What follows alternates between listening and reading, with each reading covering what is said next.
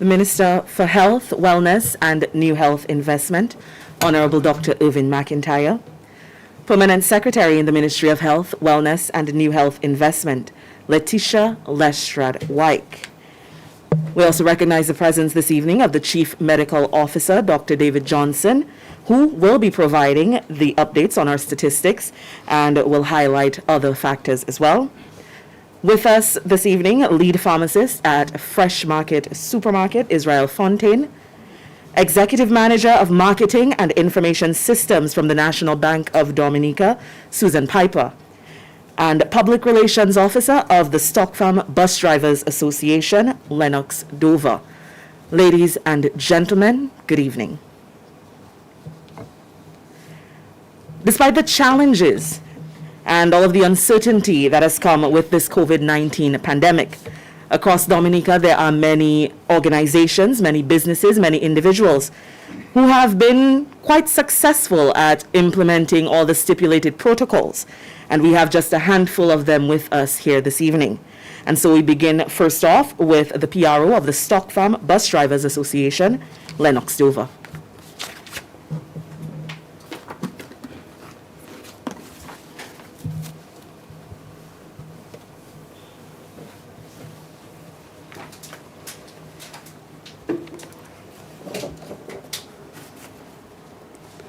Minister of Health, Wellness and New Investment, Honorable Dr. Irvin McIntyre, Permanent Secretary in the Ministry of Health, Wellness and New Health Investment, Letitia Lestrade-Wyke, Chief Medical Officer, Dr. David Johnson, Lead Pharmacist, Fresh Market, Israel Fontaine, Executive Manager of Marketing and Information System from National Bank of Dominica, Susan Piper, and yours truly. Tonight I'm here to just give you a brief explanation as to how we go about the safety protocols on the Stock Farm bus stop area, the Stock Farm route. Okay? So I'm just going to outline what we have been doing. The Stock Farm Bus Drivers Association, which serves the communities of Goodwill, Tarish Pit, Stock Farm, Yampis, and Bellevue Royal, and in addition, the students of the Dominica State College has been doing its share in ensuring all bus drivers on the route as well as passengers play their parts in fighting the COVID-19 pandemic. At the onset of the impact of the pandemic in Dominica, the association met and discussed the health protocols and how we could implement them. We decided on the following. All bus drivers must wear a face mask and sanitize their buses daily with a 70% or higher alcohol-based product. Each bus driver should be equipped with a squirt bottle with alcohol to ensure that passengers' hands are sanitized after paying their fare and before entering the bus. Every driver has to enforce that every passenger wear a face mask before entering the bus, and the mask is kept on during the journey. In addition, some bus drivers have face masks available, so passengers who want to be transported but don't have a mask can purchase one at a small fee. Every Monday, bus drivers which run the route goes through a thorough sanitization process conducted by an authorized company. Initially, the association subsidized the cost, but right now this cost is being absorbed by individual bus drivers. As the PRO of the Stock Farm, as the Public Relations Officer of the Stock Farm Bus Drivers Association, I would like to take this opportunity to thank the members of the association for doing a great job thus far, and our clients and customers for their unwavering support in helping to fight the COVID-19 pandemic. Thank you so much for your cooperation. To the other bus drivers around the island, I would encourage you to ensure that you observe and enforce the safety protocols. Wear your mask, sanitize the hand of all passengers before they enter the bus, and ensure that they wear the face mask before entering the bus and throughout the journey. Because when you protect me, I protect you, and we all protect each other. Let us fight COVID-19 together. I thank you. And in addition to those in authority listening, since we were chosen, it means that we have been doing a very good job, and I would make an appeal and request that we get a standpipe by our bus stop, which is the Stock Farm bus stop next to Malcolm Stephen in Pottersville. I thank you. Good evening.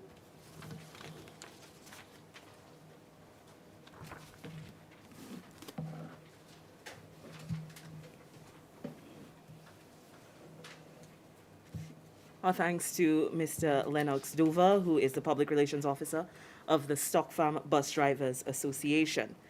Next up this evening, we welcome to the podium the Executive Manager of Marketing and Information Systems from the National Bank of Dominica, Susan Piper.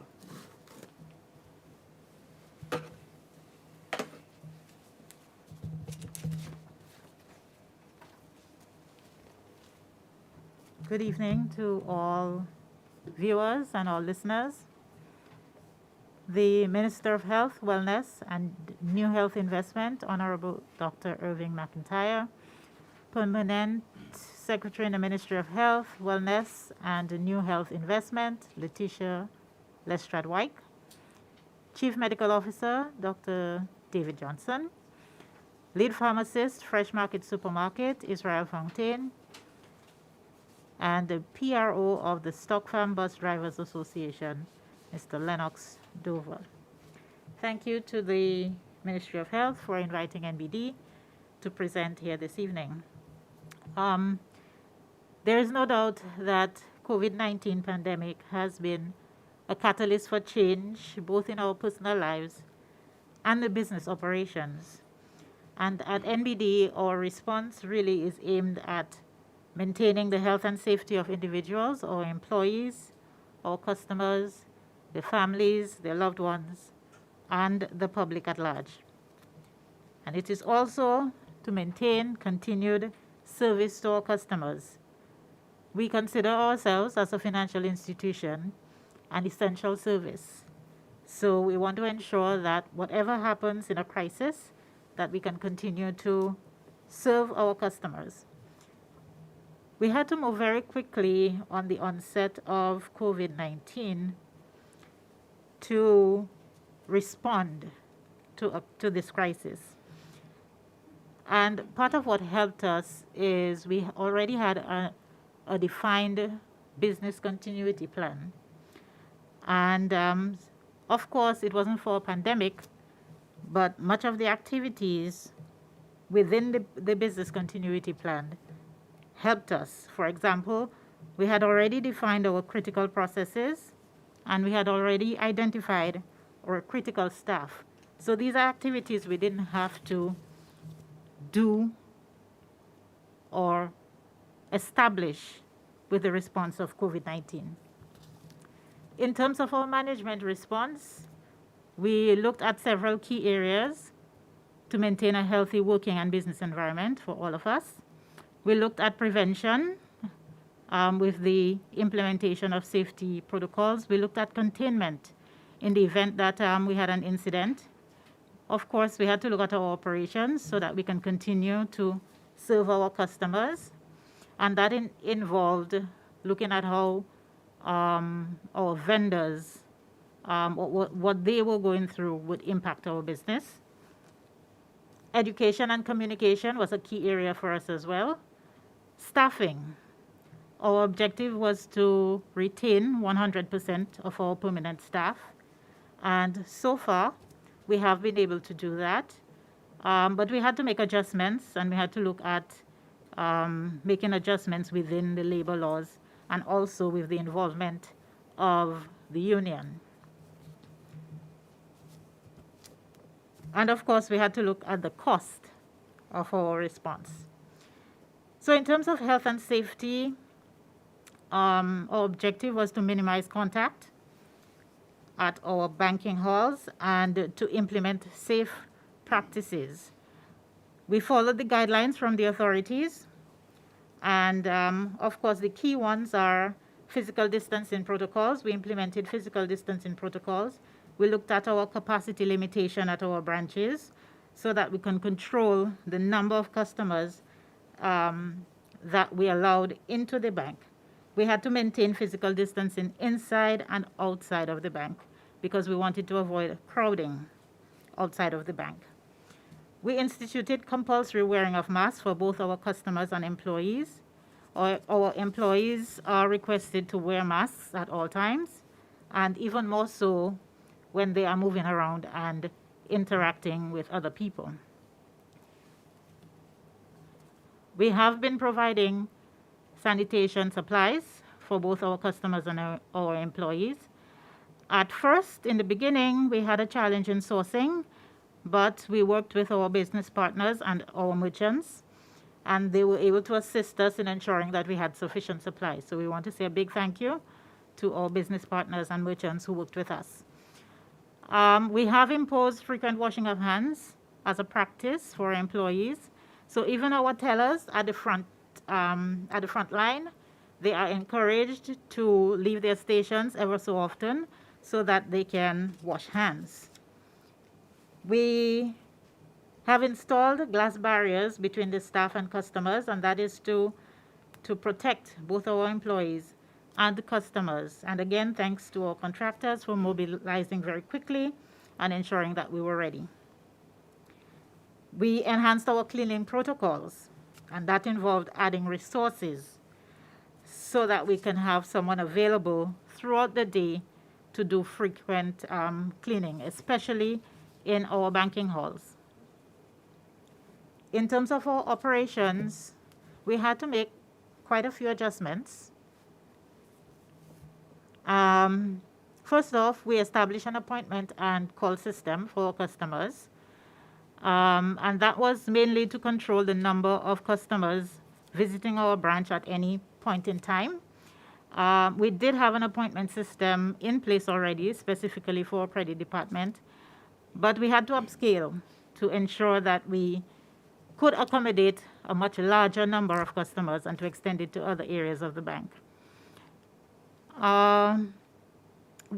As mentioned, we controlled and restricted customer inflow. So that was part of some of the operational adjustments that we had to make. And we moved to serving customers remotely, which led to increased actions aimed at directing customers to out-of-branch banking. So we encouraged our customers to use our online and mobile banking services, as well as our ATMs and card services to avoid the use of cash. We also enhanced and introduced digital communications, live chat, so they could engage with us on our website, WhatsApp. We introduced a US number so our customers overseas could reach us easily. And of course, we engage with them on our Facebook. These initiatives were already on stream, but of course, with the onset of COVID, we had to accelerate the introduction of those. We implemented a work at home arrangement, and our aim there, that by the way is still in place. Our aim there is to have 50% of our employees telecommuting, and that serves two purposes. One, to facilitate physical distancing, because for us to implement physical distancing at our offices, we had to arrange for a section of the staff, a portion of the staff to work at home so that we could physically distance the remaining staff in our offices. Also, it helps with our continuity planning. In the event, for example, that we have an incident, an employee or customer is exposed to COVID-19, and the health officials indicate that we have to quarantine the entire staff body at the branch, we are comfortable that we will be able to quickly sanitize the branch and bring on board back to office the people who are currently telecommuting at home.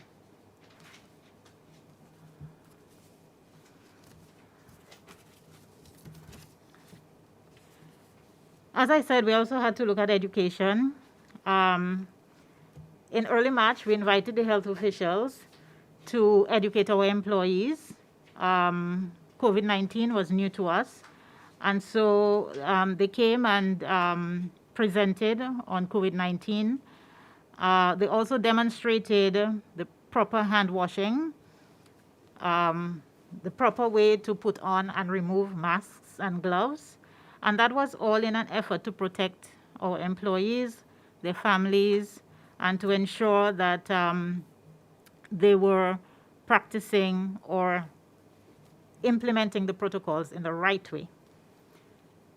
In terms of customer education, again, COVID was new to all of us, so we felt a need to educate customers on COVID-19 through information in our branch as well as on our digital channels. We educated them on our protocols. We informed about the changes in our banking operations. And we also had to provide them with digital banking tutorials because we wanted customers to move towards using more digital banking channels. So those that were not familiar with some of the features or new customers, we had to provide them with information that would allow them to use it more comfortably. And an area for us that we did not anticipate was cybercrime. We had to educate our customers on cybercrime because globally, during the COVID time, there has been an increase in cybercrime, and we felt it was important to educate our customers on how to protect themselves against fraud through cybercrime. Looking forward, there are some key areas that we are looking at. One is telecommuting and how we can continue or enhance that process going forward. As I said, our aim is to have 50% of our team able to telecommute from home. And with that, we have to look at technology so that we can give our employees access and equipment required for telecommuting and mobility. Additionally, we have to look at technology to support digital banking services. And of course, in terms of strategy, we have to look at our policies and procedures.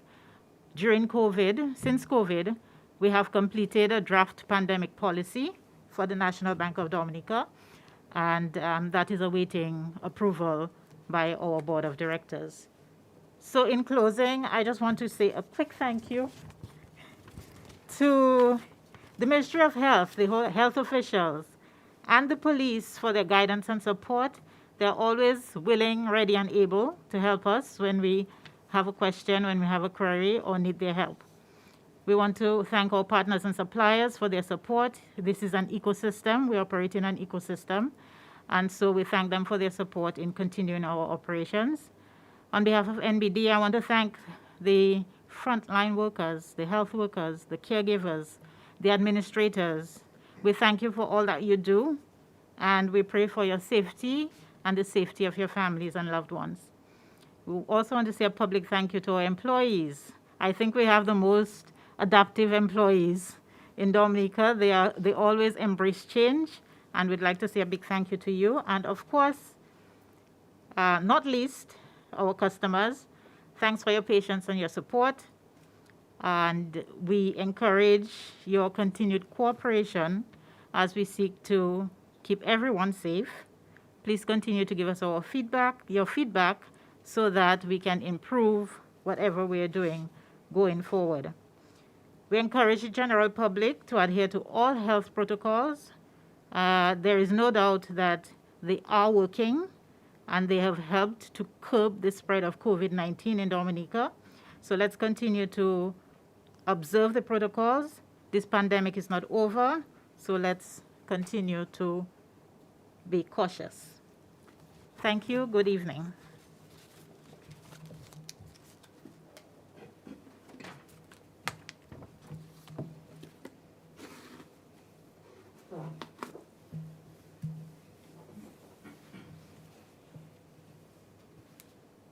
And thank you so much to Susan Piper, who is Executive Manager of Marketing and Information Systems at the National Bank of Dominica. And thank you to the National Bank for your efforts thus far in helping to curb the COVID-19 pandemic. Next up this evening, we have the lead pharmacist at the Fresh Market Supermarket, Mr. Israel Fontaine.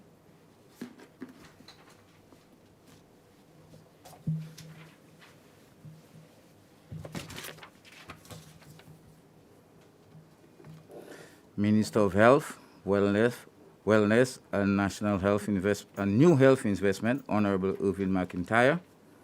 Permanent Secretary in the Ministry of Health, Wellness and New Health Investment, Letitia Lestrade White. Chief Medical Officer, Dr. David Johnson. Executive Manager of the Information Systems from the National Bank of Dominica, Susan Piper. PRO and my good friend of the Stock Farm Bus Drivers Association, Lennox Dover. Media, viewers, listeners, good evening. My name is Israel Fontaine, and I'm the lead pharmacist at Fresh Market Pharmacy. Fresh Market being a department of the retail division of Fine Foods, Inc. I would first like to say a very special thank you to the Ministry of Health for the invitation to be part of this COVID-19 press briefing, to share basically our experience and to encourage the general public to stay safe. On behalf of the management and staff of Fine Foods, Inc., especially the retail division to include Fresh Market, Best Price, Cash and Carry, I would like to salute all our frontline soldiers who are at the forefront in the war against the COVID-19 virus. We call you soldiers because you are part of an army fighting to protect lives, families, communities, nations, livelihoods, businesses, economies, and the world by extension, from the relentless onslaught of an invisible enemy called the COVID-19 virus. As an essential service provider, we at the Fine Foods Group have played and will continue to play our fair part in the ongoing battle against this dreaded pandemic. From the beginning, even before the protocols were established, we went on a drive to educate our staff and the general public of the importance of frequent and proper hand washing with soap and water, sensitizing of hands with hand sanitizers containing 70% alcohol and or alcohol, 70% rubbing alcohol, plain alcohol, of practicing respiratory etiquette, that is sneezing in the tissue and throwing it, or sneezing in your elbow if you doesn't have a tissue, or coughing in your elbow if you have a tissue, if you doesn't have a tissue, okay? As well as encouraging the use of immune system boosters, such as vitamin C, echinacea extract, black seed oil, bee propolis, oregano oil, probiotics, vitamin D, and zinc, just to name a few. These immune system boosters were to strengthen your immune system, which would reduce the severity of the illness, of the symptoms of the illness, and shorten the recovery time. This we did through our infomercials on DBS Radio at 7:30 a.m. on Thursdays and on Q95 FM radio on Fridays at 8:30 a.m., as well as in store by playing two of the health education unit jingles to constantly remind our shoppers and staff of some of the ways in which they could protect themselves from getting infected. During the lockdown, you could remember that there were long lines outside. We had to restrict shoppers from coming in, and we quickly established the markers on the floor, and we restricted the number of shoppers that would be in the store at any one time to allow for social distancing. We also implemented online shopping during that time, where you could go online and do your shopping, and then we would put it together, and then you would collect it. We also had a WhatsApp shopping system where you could WhatsApp your list of items, and we would have put it together for you, and then you could come pay, collect, and go. That would avoid you from having to be in the store among or in the line outside among other people waiting to do your groceries.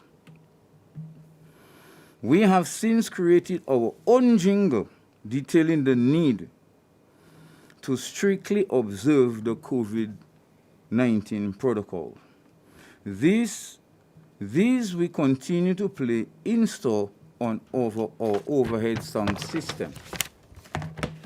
The following measures have since been implemented as part of our COVID response.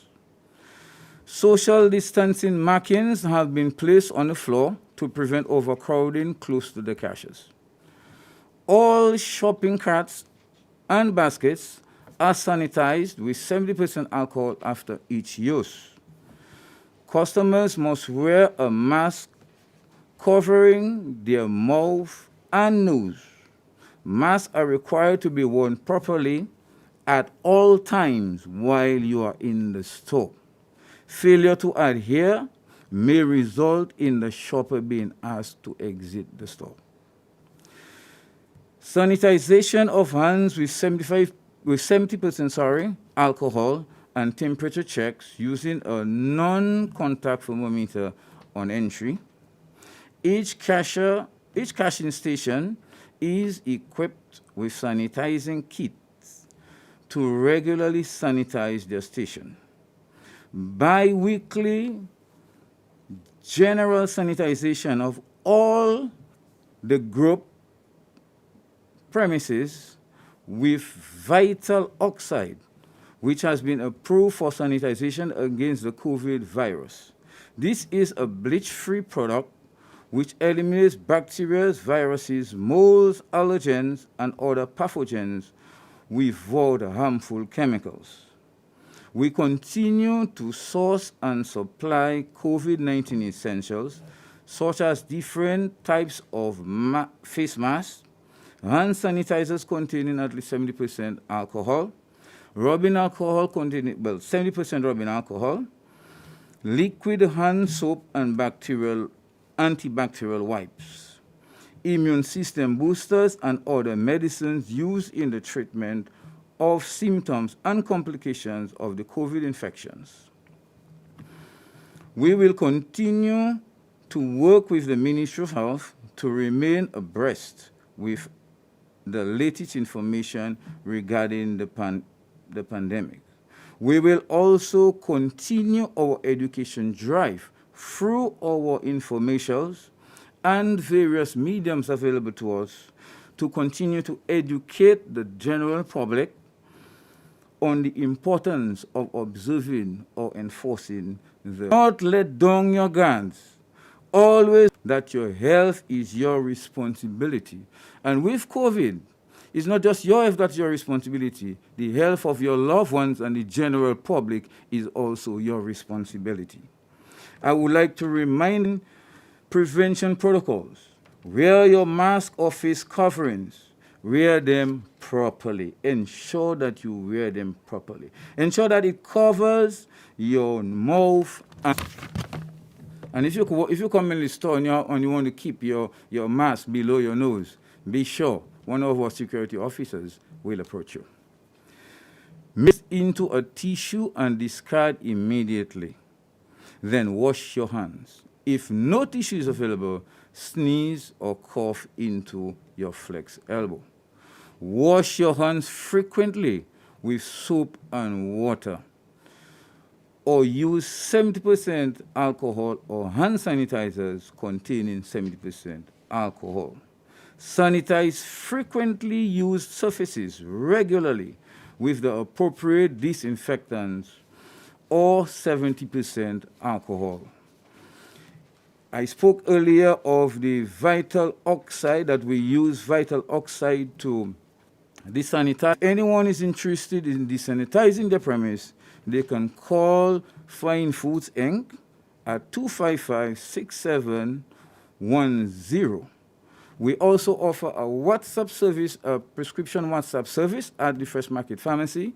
So if you do not want to come and stay in the line, you could WhatsApp us your prescription. We will prepare it for you. But when you come in to collect, ensure that you bring the script or your medical book with you so that we can sign it or we can take the slip from you. All this is to facilitate you and to help prevent you from having to stand in a line among others. I thank you, and a very special thank you once again to the Ministry of Health.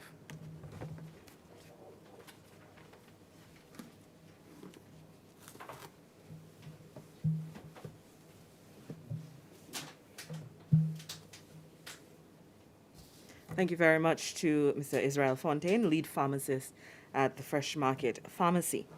And our final presenter this evening is the Chief Medical Officer, Dr. David Johnson, as I mentioned earlier, in the place of Dr. Ahmed this evening. We've given him a break this evening. Dr. Johnson will be presenting some of the statistics and other focal points.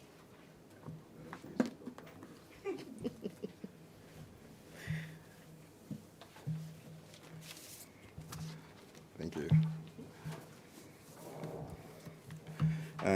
Thank you very much, Miss Harry. Just one slight correction, not in place of Dr. Ahmed, in place of the Chief Medical Officer, Dr. David Johnson, who I am. So, good evening. The Honorable Minister for Health, Wellness, and New Investment, Honorable Dr. Irvin McIntyre, our Permanent Secretary in the Ministry of Health, Wellness, and New Health Investment, Letitia Lestrade-White, our lead pharmacist at Fresh Market Supermarket, my friend Mr. Israel Fontaine, Executive Manager of Marketing and Information System from the National Bank of Dominica, Mrs. Suzanne Piper, PRO of Stock Farm and Bus Drivers Association, Mr. Lennox Dover. To you, the viewing and listening audience, good evening. I start this press briefing, as I often do, to reconfirm that our commitment to fight COVID-19 pandemic remains very strong, and our results speak for themselves. Since the last press briefing held on Wednesday, November 18th, 2020, we have identified 8 new cases. The first of these new cases is a 50-year-old Dominican male.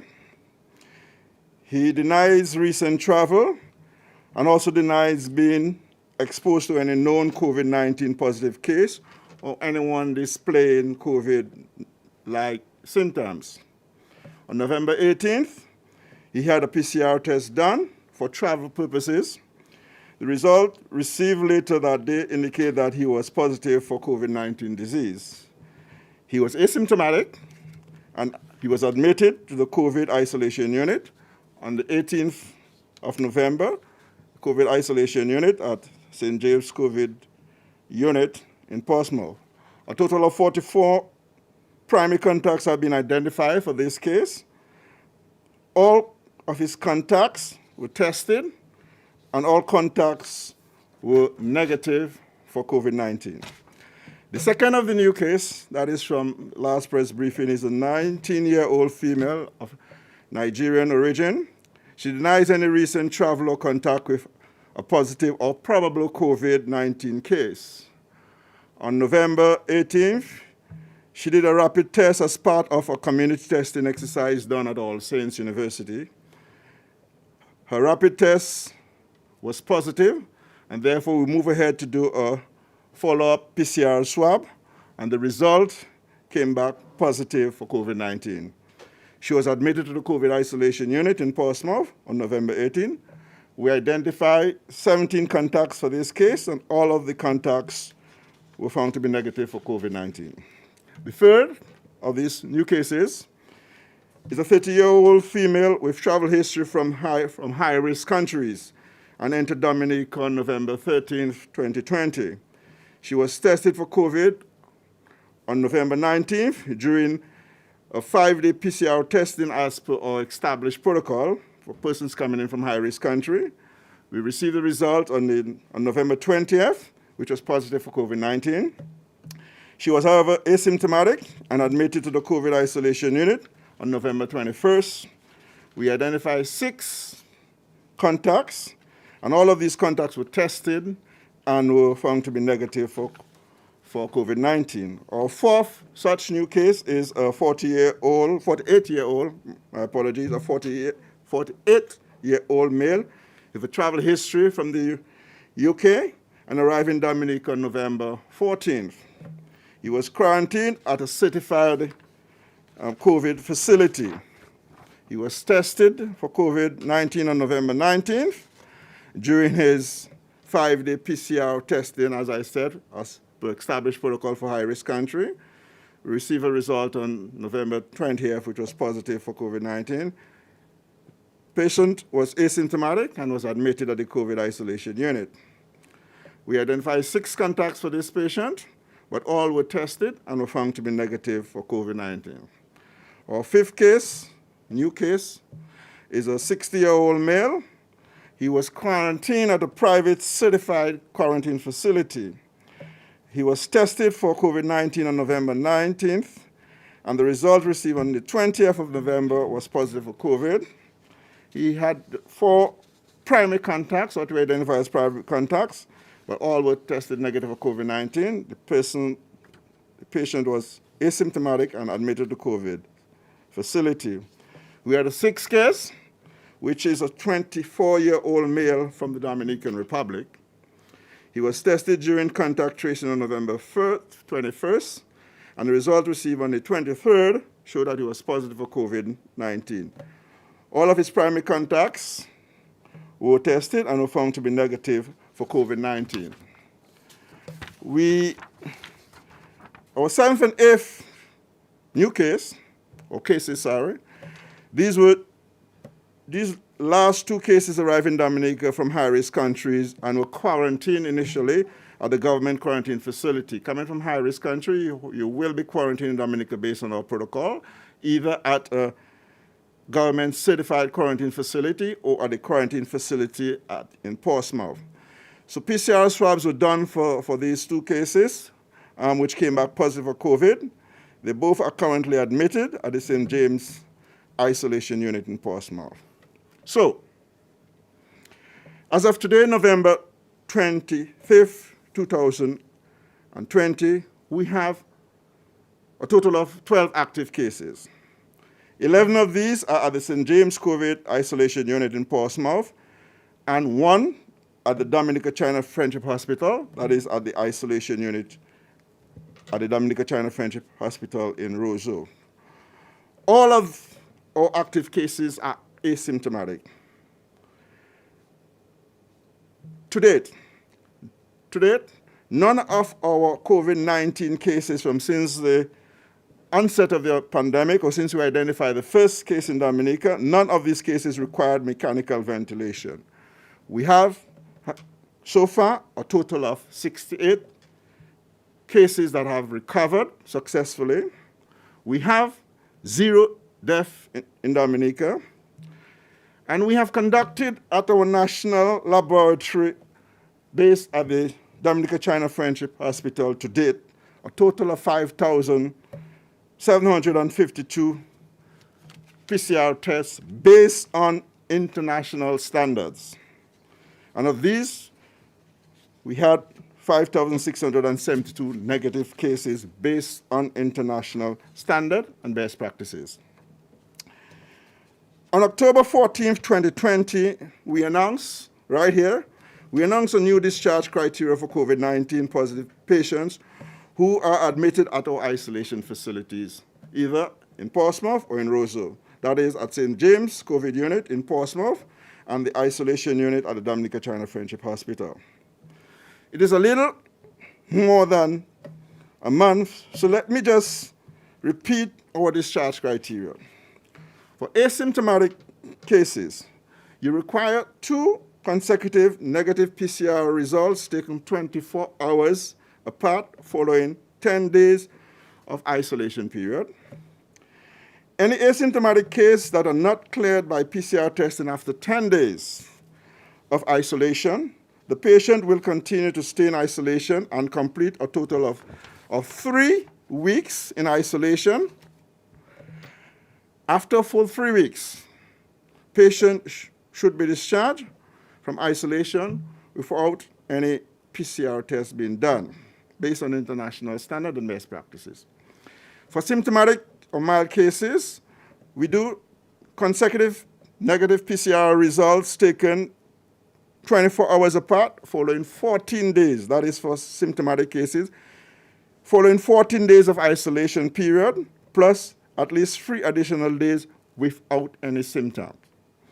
If one or both of the PCR results are positive at the end of the isolation or recovery period, then the isolation period will be extended to 1 more week and discharged without any further testing.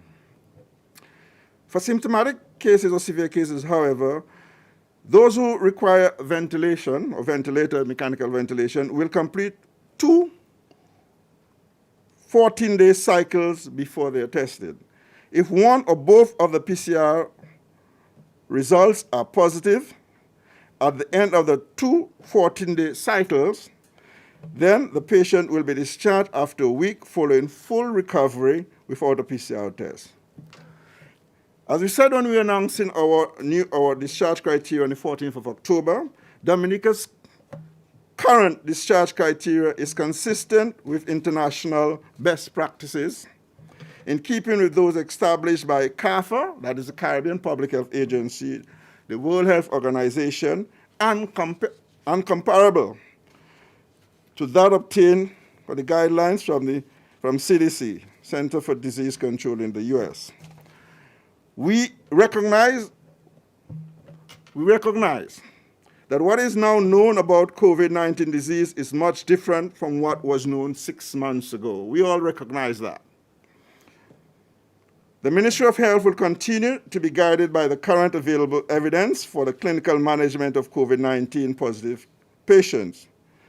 We are very much aware that our protocols will change sometime in the future as more information unfolds in the scientific community. But there are some basic public health measures which work, and we've heard this evening, and which we continue to emphasize. Wash your hands often with soap and water, and use 70% alcohol-based hand rub. As far as possible, as we heard, it doesn't hurt to repeat these. Maintain a safe physical distance of 6 feet from anyone. Wear a mask. We have heard the legislation or the regulations with regards to mask wearing. Wear a mask at all times when you are out in the public or in close contact with other persons. Avoid touching your eyes, nose, and mouth. Cover your nose and mouth with your bent elbow, or use a tissue when you cough or sneeze, as my good friend Mr. Fontaine said, and don't use the tissue again. Dispose of it safely and then wash your hands or use a hand sanitizer. If you have fever, cough, and difficulty breathing, seek medical attention. I'd like to say this. Through a weekly national public health surveillance system, which has been established in Dominica since 2003, so through this system, we have now begun to see more cases of what we refer to as acute respiratory illnesses. In other words, the flu season is now on us. So this is certainly putting further challenges on the health system and complicating what is done for COVID. We would like to ask the public that if they have flu-like symptoms, to call the hotline, and you'll hear the hotline. Ms. Harris is going to repeat those hotlines at the end of this press briefing, rather than just showing up at the A&E department of the Dominica China Friendship Hospital. Because the flu season has started, we are seeing more patients just turning up. We want to ensure that COVID-19 does not slip in. We also wish to remind the public of the no visitation policy at the Dominica China Friendship Hospital at this time. We want to remind those persons being sent home on home quarantine that if they are in any way sick, they should call the hotline. And I repeat, the hotline numbers will be given to you in a short while. We have been having occasions at the hospital where persons on home quarantine just show up at the A&E at the Dominica China Friendship Hospital. We strongly discourage this practice. Finally,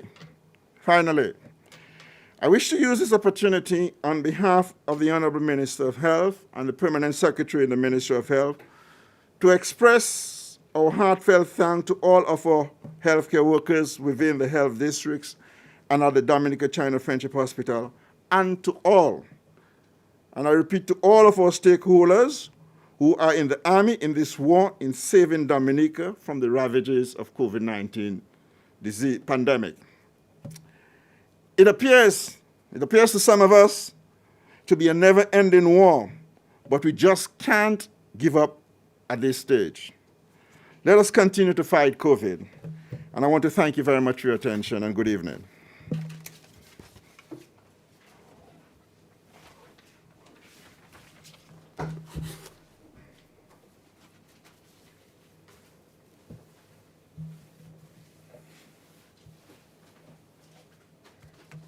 And thank you very much to Dr. David Johnson, Chief Medical Officer.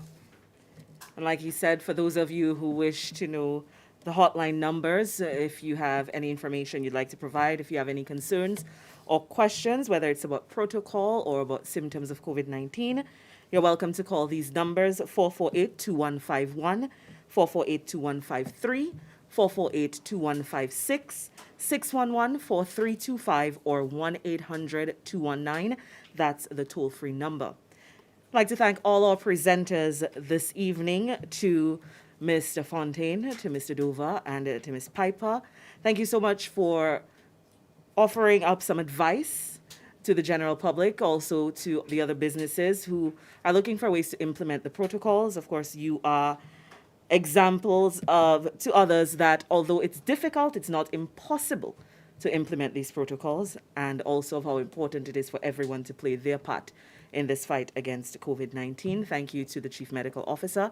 Our media partners, thank you very much for your continued cooperation. And of course, ladies and gentlemen, thank you for your patience and for your cooperation. And we thank you for joining us this evening. Until our next briefing, have a good evening, everybody.